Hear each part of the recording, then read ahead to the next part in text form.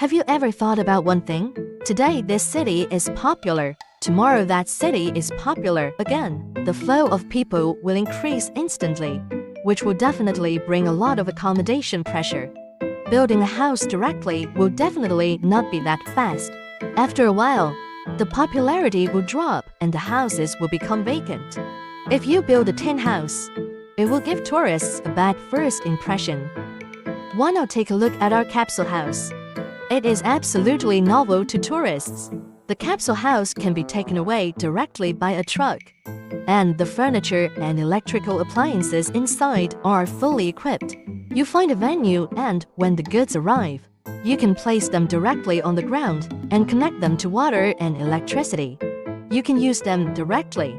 There is also a smart check-in system that allows you to make reservations online and offline. When the popularity subsides, you can move to the next city. Every day is the peak tourist season. Today you can see the sea and go there tomorrow. Enjoy the snow.